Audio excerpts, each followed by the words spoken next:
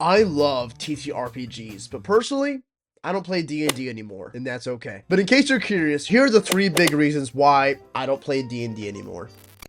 I got a bit of a stuffy nose. I hate spring because pollen is trying to kill me. Like I said in the intro, I don't play D&D, and I haven't for a long time. I have played and I have enjoyed it in the past, and I have seen no problem with enjoying it now. I think when you get in a group with creative people and some dice and tell a story together, no matter what system, it's a beautiful thing. And I believe that there are a lot of different ways to do that, and I think those different ways are worth exploring rather than just going with the mainstream D&D that everyone knows. And I'm sure you guys are wondering why I'm making this video in the first place. It's a little bit different than my normal goofy stuff. I'm planning on talking about a lot of different systems and games in the future of this channel. I'm even in the process of creating my own TTRPG. The alpha version is for free, by the way, on my channel. Check that out. I feel like I owe it to my viewers and to the people that are following me along this journey to let them know why bother? Why talk about other TTRPGs? Why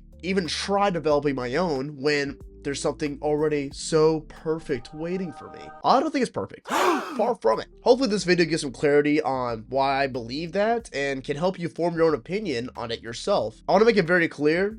I thank D&D for helping me get into this hobby in the first place. I remember the first time gathering around a table with some good friends and learning the game and realizing, wait a minute, I could do anything in this world. I don't want to give D&D all the credit for that, but it definitely was the vehicle which most people, including myself, were introduced to the hobby. And I want to say, I recently watched a video from Mystic Arts saying, although he agrees with some of the points I'm going to make today, he still plays it and loves it. And honestly, who cares? You're playing Imagination anyway. If you already have the books, play the game. Who cares? And remember, these are personal opinions. You can definitely have differing ones, but these are just personal. Oops. Number 1.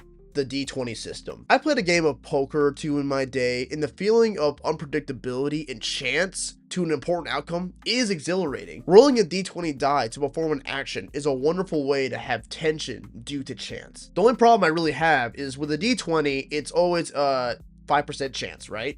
You have a equal chance of failing a really easy task as you do succeeding a really impossible task. This is of course assuming you don't have a +5 in strength or something like that. I'm not gonna say it's a bad system, but everyone knows the feeling of rolling bad consecutively when facing a task that your character should excel in. It all pretty much boils down to luck. That's okay, but honestly, I've rolled a lot of D20s in my day. I always find myself not super impressed. Again, this is just my personal opinion. Trust me, I've done the research, I've done the math. I spent years studying dice mechanics. I find myself wanting to just roll 2d10s and adding the total so there's a bell curve instead of just a equal probability. That way, the skills you have are much more rewarding.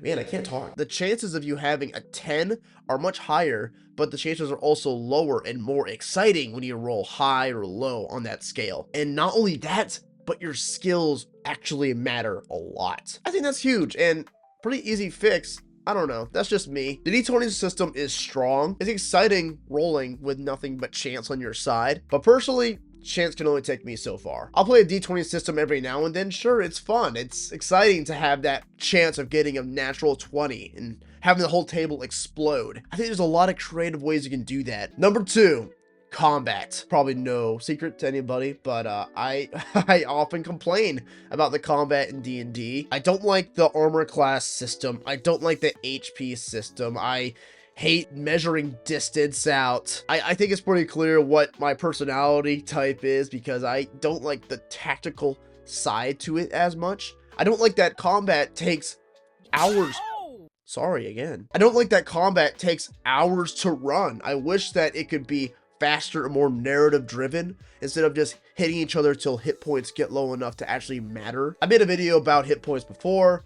Peter from Tales from Elsewhere has a great video about wounds and damage and combat. Go check that out. A lot of people would chalk this up to being a problem with the Dungeon Master, you know? Hey, be more interesting, you know, with the descriptions, you know, be more dynamic, which are all true, but I think D&D sets them up for failure. It doesn't cater to providing those narrative experiences in combat. It's mainly like, okay, you have this spell, you have this damage type, you have this distance, up, you didn't hit their AC, or up, you're out of their distance, or technically the rule doesn't say you can do that.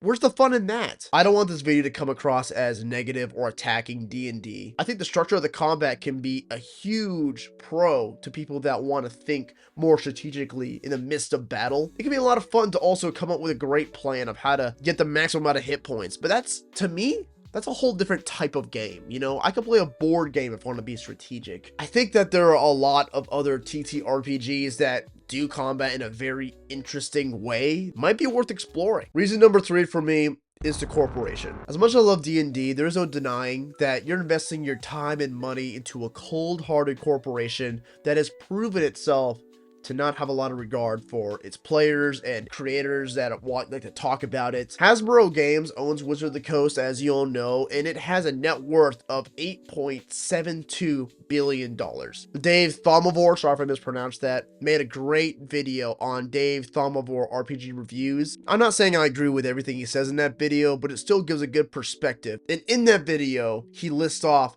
an entire list, like 20 minutes worth of other RPGs to try out. And that's another big reason I also don't play or entertain D&D that much, why I buy so many games from smaller designers, because I want to support people that are creative. The mom and pop shop of RPGs, basically. Wizards of the Coast is releasing a lot more D&D content, like players handbooks and monster manuals and whatnot, and you can buy those if you want, and I wouldn't say you're wrong for doing that, but I wouldn't neglect the little guy, the other people that are also developing other games. This channel will put a lot of attention on not just the little guy, but the littlest guy, the even smaller creators that just want their projects to be acknowledged, don't even need to make money off of it, because the world is too big and there are too many creative ideas to be stuck in the confines of a mega corporation that just frankly doesn't care about you. Like I said, I'm not trying to attack D&D here, I'm just trying to put it in perspective. It's totally fine to like D&D. It's okay to play D&D. It's okay to buy the things for D&D, and I don't want any pitchforks or torches carried off and brought to other channels or any people's opinions because of that.